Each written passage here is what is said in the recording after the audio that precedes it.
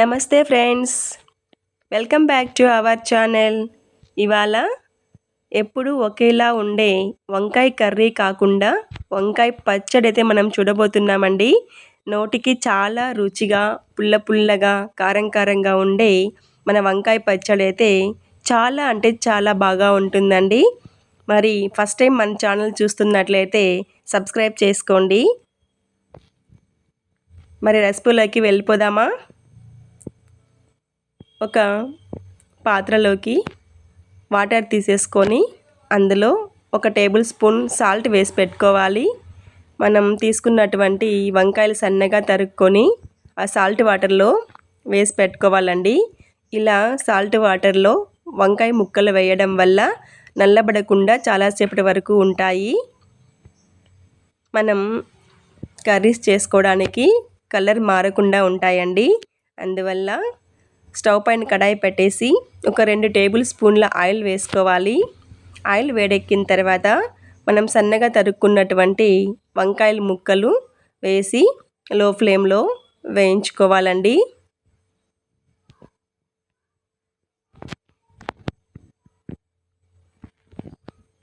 ఈ వంకాయ ముక్కల్ని మరీ పెద్దవి మరీ చిన్నవి కాకుండా మీడియం సైజులో కట్ చేసుకోవాలి. పచ్చి టమాటాలు ఒక 2, ఒక మాగిన టమోటా తీసుకున్నానండి. ఎందుకంటే టేస్ట్ చాలా బాగుంటాయి అన్నమాట పచ్చి టమాటాలు వేయడం వల్ల. ఈ పచ్చడికి సన్నగా తరుక్కొని ఇందులోనే వేసి వేయించుకోవాలండి. ఈ మొత్తం ప్రాసెస్ని మీడియం టు లో ఫ్లేమ్లో పెట్టుకొని వేయించుకోవాలి. తర్వాత ఒక 10-15 పచ్చిమిర్చి కూడా ఇందులో వేయాలి. ఇలా కలుపుతూ వేయించుకోవాలి.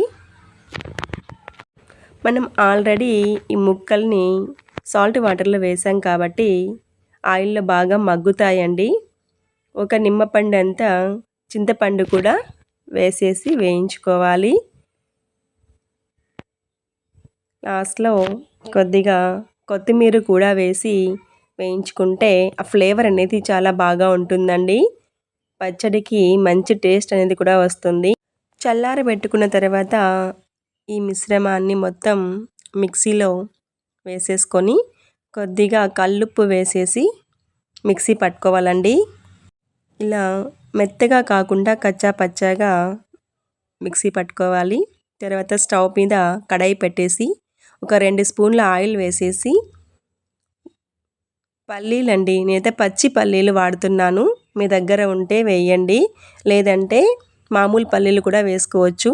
టేస్ట్ చాలా సూపర్గా ఉంటుందండి.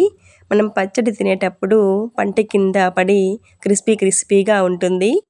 తర్వాత ఒక చెంచా ఆవాలు, ఒక చెంచా జీలకర్ర,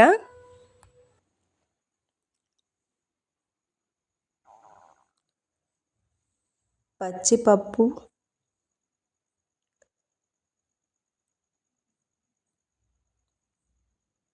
వేసేసి బాగా వేయించుకోవాలండి ఆయిల్లో.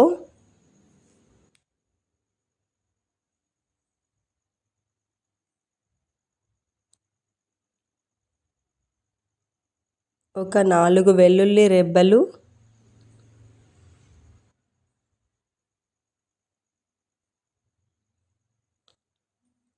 4 ఎండుమిరపకాయలు,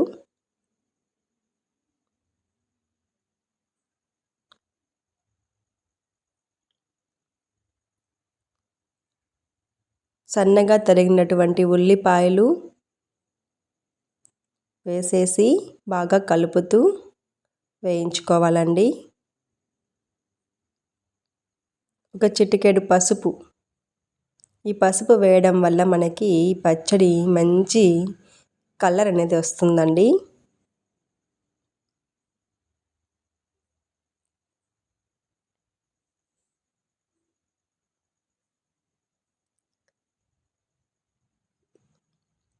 కరివేపాకు,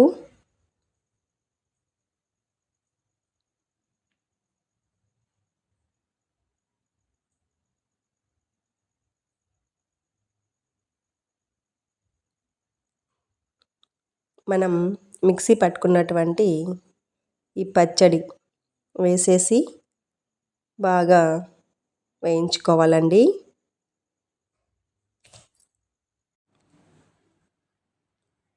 మంచి దోర రంగు వచ్చేంత వరకు ఈ పచ్చడిని ఇలా ఆయిల్లో వేయించుకోవడం వల్ల పచ్చి వాసన అనేది పోతుంది.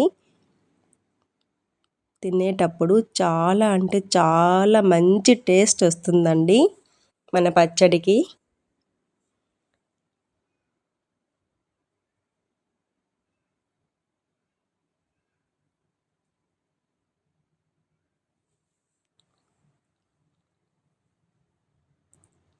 ఇక లాస్ట్లో కొత్తిమీర దట్టించుకుంటే మన వంకాయ పచ్చడి రెడీ.